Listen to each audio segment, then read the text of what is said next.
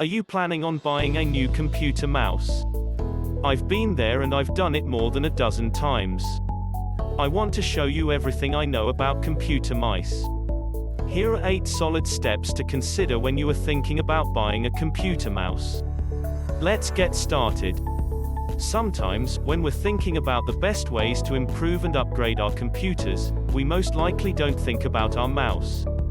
This is totally fine. It's a small part of the user experience, right? Well, not true. A mouse has a lot to do with the experience we have using a computer. In fact, it's one of the most used pieces of hardware on your computer. Take my advice and don't settle with a cheap piece of junk that you'll end up regretting for years to come. The use of a mouse is sometimes vital to our workflow. Finding a good one helps us not only in productivity but also prevents injury in our wrists and fingers. Step 1. Choose a mouse that suits your needs. For the majority of everyone out there, the standard mouse will do. These are usually the 3-button mouse. One on the left, one on the right, and a scroll wheel that doubles up as a middle button as well. This will probably do the job for most people. However, if you're not just most people, you might want to consider a more specialty designed mouse instead. Gaming mice are meant for users who want options. If you are a gamer, then you should always invest in a dedicated gaming mouse. It doesn't necessarily make you a better player, but it will make your actions a whole lot easier. These gaming mice usually have more buttons, higher sensitivity to movement, better ergonomics, and improved accuracy. Gaming mice also offer better ergonomic benefits, making them more comfortable when using the mouse for long periods of time. With an exhaustive amount of buttons directly at your fingertips, you can configure how the mouse works and plays. With a gaming mouse, you can reconfigure a button to pull out your rifle, or your medical kit. You can also create a lot of complex multi-action functions with just a touch of a single mouse button. A lot of gaming mice have the ability to switch DPIs on the fly. The higher the DPI setting, the faster the cursor speed.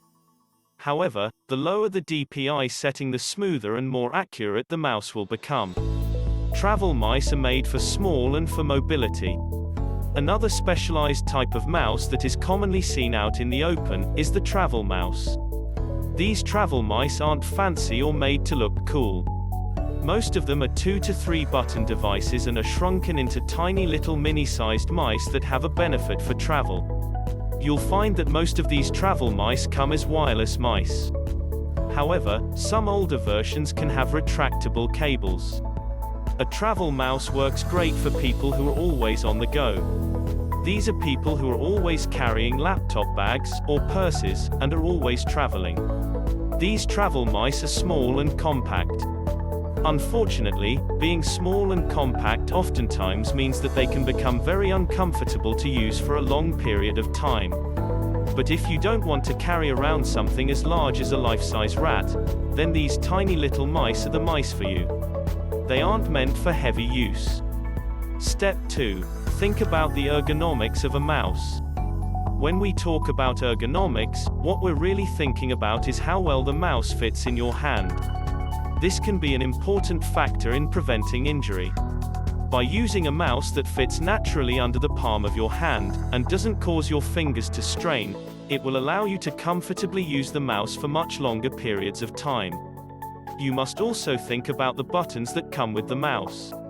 Are they close enough to your fingers where you don't have to reach?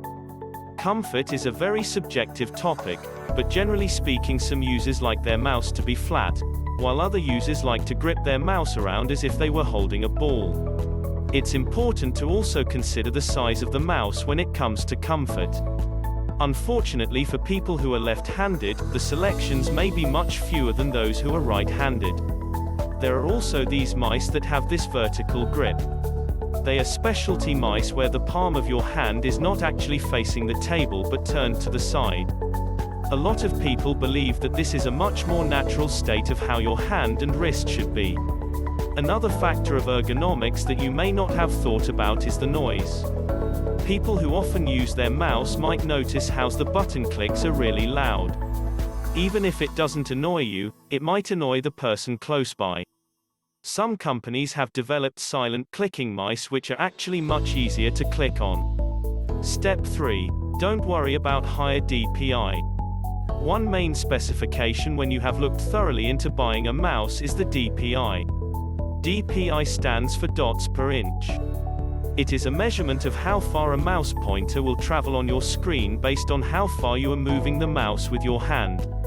Let's say you have a mouse that has 400 dpi. This would mean that if you used it on a display with 4000 pixels wide, you would have to drag the mouse exactly 10 in across your display to get from one side to the other. Unfortunately, this does have its drawbacks. Higher numbers aren't always better in this case. With faster mouse pointers, you begin to lose accuracy.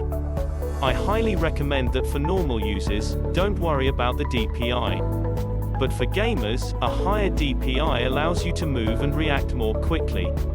Most gaming mice will allow you to adjust DPI from high to low. If you are using your computer for things like Photoshop or editing small little things, then it would be more of a benefit for you to look for a mouse that is capable of lower DPI. This will allow you to move your mouse with even higher precision. Step 4. Don't focus on hertz rate. Another key aspect of a computer mouse is what is known as the polling rate. This is actually a measure in hertz that shows how many times each second that the mouse relays its position to the computer. If the mouse has a high polling rate, it means that this mouse has better accuracy and smoother movement. For an average user, you could put a high polling rate mouse and a low polling rate mouse side by side and you probably won't notice the difference when using both. This is really more of a professional gamer's figure. I don't recommend anyone to consider this spec only because it is debatable whether even anyone can see or feel the difference. Step 5. Which is better, optical or laser? There are two different types of mice technologies that are highly marketed. One is called an optical mouse and the other is called a laser mouse. An optical mouse uses an LED while a laser mouse uses a laser to track movement. The advantage is that a laser mouse does not need to be used on top of opaque surfaces compared to an optical mouse. In fact, you can use a laser mouse on glass. Laser mice are also more sensitive, and they could reach higher DPIs. There is one issue with the higher DPI ratings in a laser mouse. It can result in a dilemma called acceleration. This is a nightmare for gamers, because the mouse pointer may travel further if you move the mouse really quickly compared to moving it slowly. Step 6. Wireless mice have improved a great deal. I can honestly say that wireless mice have truly caught up with wired mice when it comes to lag. Normal users won't be able to tell the difference between the latency of a wireless versus a wired mouse. However, one thing you're going to have to keep in mind is that a wired mouse may not always be reliable since it is running on a battery. Having a wireless mouse is oftentimes convenient because of getting rid of the wire that holds it back. It also helps declutter the workspace. Step 7. Bluetooth is better for wireless mice. Now, there are actually two types of wireless mice to consider. One uses radio frequency and the other uses Bluetooth. You can tell that a mouse uses radio frequency if it has a tiny dongle that connects to your computer. Bluetooth mice simply connect to your computer via Bluetooth, which is already integrated into most computing devices anyway. Bluetooth doesn't take up any extra USB space from your computer. Step 8. Mouse vs. trackpad. If you still can't decide on which mouse you would like to purchase, how about try using a trackpad? I'm referring to the trackpads that are similar to what you'll find on a laptop. Now, these are not good for gaming and things like photo editing. But some users might find it easier to get used to when it comes to just touching and moving your mouse with your finger. Well, that's it for now. If you're interested in what we think is the best computer mouse, check out the links in the description below. We've compiled a list of our top computer mouse picks. Please hit the like button for us, we'd really appreciate it. And if you're interested in more information, visit our website. Just Google search Tech Guide Central.